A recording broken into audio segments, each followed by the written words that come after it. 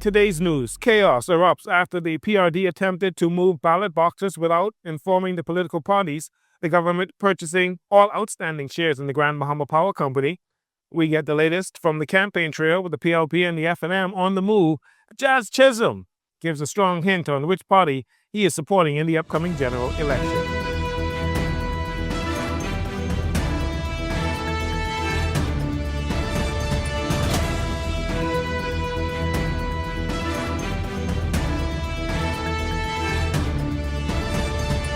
Good evening, Bahamas.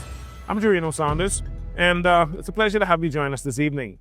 Shortly before 7 p.m. on Tuesday, executives and members of the three major political parties converged at the entrance of the Royal Bahamas Police Force headquarters on East Street after being informed that the Parliamentary Registration Department was set to move a number of ballot boxes for Family Island constituencies from the police headquarters to the Parliamentary Registration Department's headquarters on the Tonic Williams Highway. After a brief meeting with the Parliamentary Registration Commissioner Harrison Thompson, it was decided that the 12 ballot boxes would not be moved until 10 a.m. this morning, after members of each party had the opportunity to review and approve the logistics and location as to where the ballots would be stored. It was agreed that no preparation of the ballot boxes would take place without representatives from each party present. FNM Chairman Dr. Dwayne Sands was at the PRD headquarters this morning, and he gave the following update. So a very civilized process. Representatives from each political organization, two of us from the COI, from the FNM, from the PLP, accompanied by members of the Royal Bahamas Police Force and the Parliamentary Registration Department, would have inspected all of the advance poll boxes. We noted that they were indeed intact. We identified the 11 Family Island advance poll boxes, which you have seen move out of the vault and into this bus. We then watched as they secured the remaining advance poll boxes. These boxes, we understand, will now be moved to the Parliamentary Registration Department, accompanied by, again, two agents from each organization. And so, this was what we hoped would happen. Even yesterday, unfortunately, there was no such preparation, and we resisted, we protested, and now we're happy with the way things are happening today. PLP legal advisor Alex Storr was also at the PRD and shared his party's views on the unfolding situation. I don't think there was actually confusion. I think there's just that all parties received a call around the same time yesterday notifying us of the transfer. As you can see, when we got there, the FNM had 3 members, the COI had 3 members, the PLP had 1 member, just myself. So that shows that nobody was given any advantage by this. But the commissioner was very receptive. He listened to us. He brought us here. We had a discussion on how it would go today, and we followed that to the T, and there were no problems. I have no major concern that there's interference. This is the same process that goes on every election time, and I don't understand why there's such an uproar this time. Even if Bahamians don't want to listen to me, the former Prime Minister Hubert Ingram himself said that elections can be stolen. These boxes are secured at the police headquarters. There's no way for somebody to get in there to tamper with them. And the same here. And doors are opened by 2 locks, one by the police, one is held by parliamentary commissioners. So no one person has access to the room where these items are contained. COI leader Lincoln Bain is adamant about ensuring that the elections are free and fair. He was also there. We've agreed to go to the police commissioner's headquarters tomorrow at 10 a.m. To inspect the boxes to make sure that they are in the same state that they were in when we sealed them. We will then bring the Family Island boxes here to the PRD where they can process them. This time, they're going to process them in front of us. In past elections, they would start processing them while we were not there. Every election from 17, I protested against that. But I guess because other eyes are going to be looking, they've agreed this time to let it happen. And I want to thank them for that. We have to continuously improve. So there were a lot of loopholes in the system that we were able to negotiate between all 3 parties, and all 3 of us agreed on everything this time to make sure that we secure this process. The ballot boxes would be flown to the Family Islands on the police airline, and they are expected to be in place by Saturday. By next week, this time, the elections will probably be over and the dust will be settling. We will see whether the PLP retains the reins of government or not. But the work of the government continues. Yesterday, they signed an agreement to acquire the Grand Bahama Power Company, which they say will ultimately lower power bills for the Grand Bahama consumers. Prime Minister Philip Davis says the move is part of a wider national energy strategy aimed at easing the cost of living and making Grand Bahama more competitive. The government of the Bahamas, through a special purpose vehicle called the Grand Bahama Electricity Company, is acquiring all of the outstanding shares of Grand Bahama Power Company. The transaction is funded by a loan from Standard Chartered and Scotiabank, guaranteed by the government of the Bahamas. This decision was made with a clear purpose: to bring down the cost of electricity for the people of Grand Bahama and place this island inside our national energy strategy. Grand Bahama Power Company will adopt the tariff schedule for services provided to customers in Grand Bahama. And you have heard that adoption could result in savings of an average of 37% savings in your electricity costs.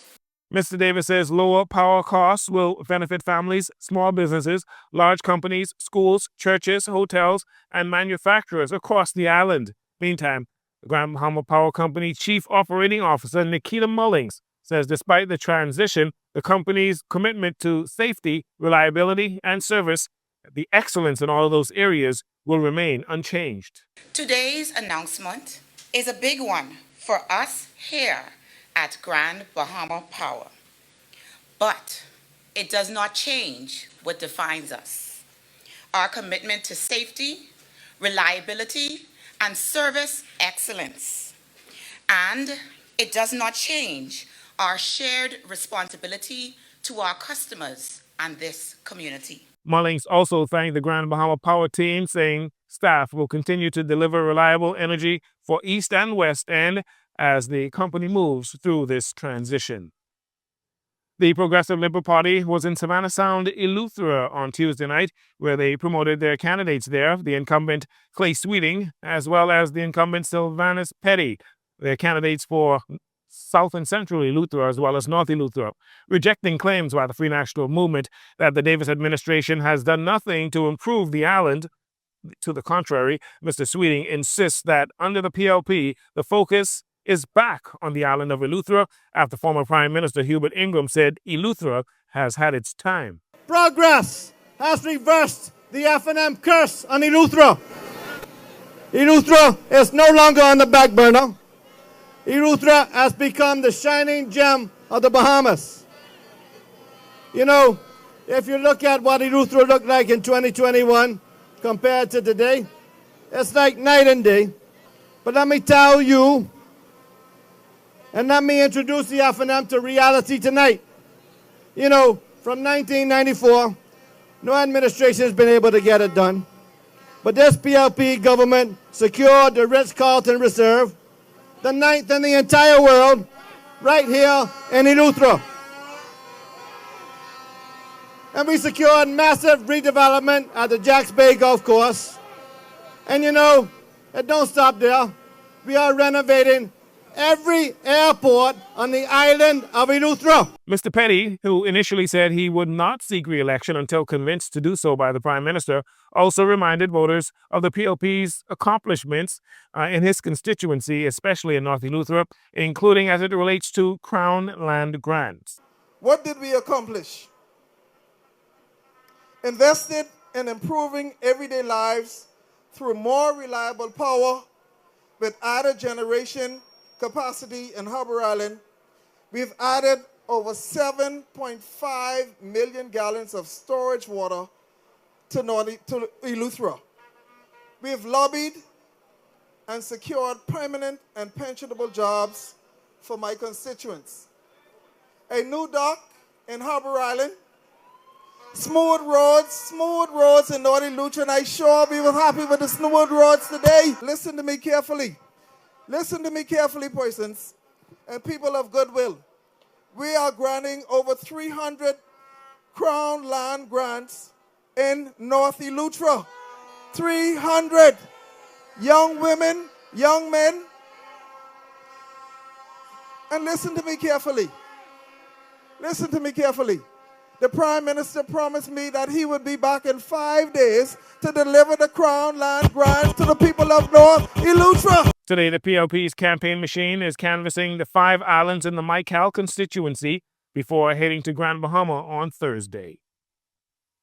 Monday night, the Free National Movement, they hosted a rally in Bullock's Harbour, the Berry Island, where the FNM candidate for Bimini and the Berry Islands, Carlton Bowleg, rebutted the PLP's claim that the economy on that island is booming. See, Chester Cooper came here and told you, say, oh boy, he wants you to know that 1.1 million visitors passed through Bimini and the Berry Islands.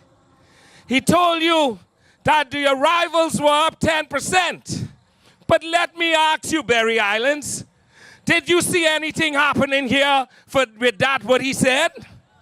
Did you see that, Berry Islands? Well, let me say it to you again. Because the economy, he said, is booming. Then why are people still struggling then? Why, if your economy here in the Berry Islands is booming, you are still struggling? FNM Fox Hill candidate Dr. Nicholas Fox also expressed his frustration with the healthcare system under the Davis administration. This is what he had to say. You know, I have spent more than 3 decades as a doctor caring for Bahamian families. I have stood in the emergency room when somebody's grandmother came in. I have looked into the eyes of patients who did not know if they would make it home, especially if they've been to PMH. I am also a cancer survivor. So when I tell you tonight, the healthcare in this country is in crisis, is on life support, I am speaking from both sides of the examination table. Berry Islanders, hear me carefully. The state of healthcare in our country, after 4.5 years of this PLP government, is a national emergency. And finally, in this segment, throughout the country, the lack of sufficient blood donations has been a major concern. Today, the Public Hospital Authority launched its new mobile blood bank unit in efforts to enhance the quality of blood donations and limitations throughout the nation. Dr. Auburnette Roll, managing director of the PHA, expressed her enthusiasm on this new advancement. So from sitting in this seat in the past 4.5 years, we've had concerns about blood, not only the donation of blood, but also the accessibility of persons being able to donate blood.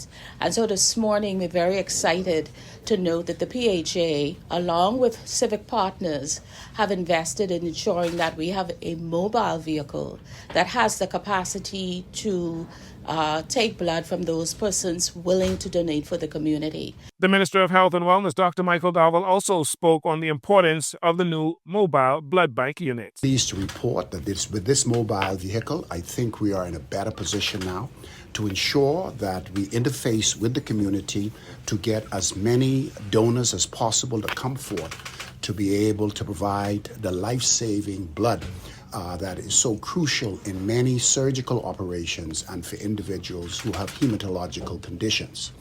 The beauty about this mobile unit is that it can move around New Providence very easily, and it has the capability to go to our family islands where we would do drives in major family islands so that we can get as much blood in our blood bank as we possibly can. Dr. Dowell thanked the PHA for their vision and contributions to this new unit and hopes to see it working effectively throughout the Bahamas. We'll take a break here. We'll be right back following these commercials. This segment of the news is brought to you by Sun Oil Limited. Welcome back. A woman told police that yesterday she was sexually assaulted by the father of her child from whom she was estranged. The report says it happened in the area of East Street or East Bay Street. The woman said her child's father had reached out earlier that day requesting to see their young daughter. They arranged to meet on the East Bay Street location across from a local business. She said she arrived at approximately 2 p.m. with her toddler. During their encounter, he indicated that he wanted to rekindle their relationship, but she declined.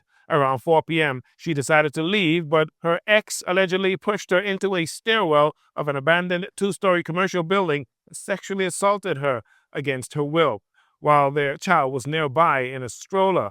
The suspect fled the scene, and the victim sought safety at a nearby church until police arrived. She sustained minor injuries. Police looking for that suspect. A new strategic partnership that combines law with entrepreneurship is going to have a huge impact on the success of future entrepreneurs. We hear more about this dynamic partnership in this report by Alexandria Reckley. A new course has been officially launched for Bahamian business owners, following a strategic partnership between Eugene DePooch Law School and Small Business Development Center.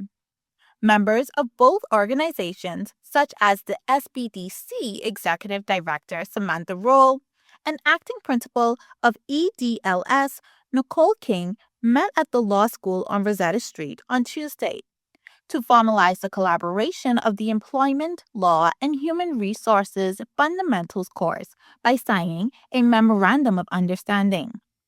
Ms. King speaks about the significance of the MOU.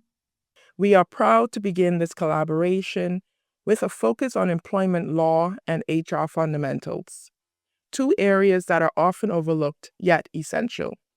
This MOU ensures that this is not a one-time initiative, but a structured and sustained effort, one that will continue to evolve to meet real needs of our small businesses across this country. Because the truth is, whether the entrepreneur has an employee or 20, whether those team members are permanent or contractual, there is a legal framework that governs those relationships. Ms. Rowe mentions the course will minimize issues identified within the Bahamian business ecosystem experienced by small business owners. Within 6 weeks of face-to-face classes, students will be equipped to navigate all things employment and understand the legal obligations of their business. Starting May 30th, however, enrollment has already begun.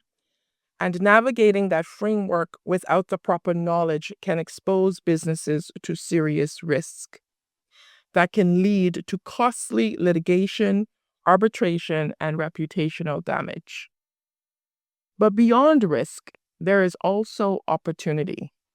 When entrepreneurs understand employment law and HR practices, they are better equipped to build strong, structured, and fair workplace.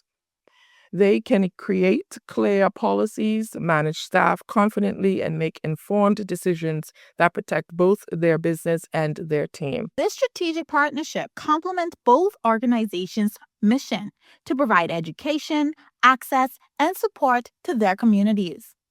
Ms. King shares her enthusiasm and confirms why this collaboration is powerful. We are pleased to work together with the SBDC in this effort because their strong connection to the entrepreneurial community and their clear understanding of the needs of small businesses in the Bahamian environment make them a premier partner. And so the partnership to us was intuitive. It is the premier institution of legal training and the premier institution of educational for entrepreneurs. Together, we can help ensure that the training provided is both high quality and responsive to the realities faced by business owners and future employers. Executives confirmed that this is just another milestone. It will not be the last, as they are working on more opportunities to come that support the ecosystem through strengthening employer-to-employee relationships. I am Alexandria Reckley for JCN News. Thanks for that report, Alexandria. More news on the general elections. The Organization of American States, the OAS, has deployed its electoral observation mission to the Bahamas ahead of the 2026 general elections.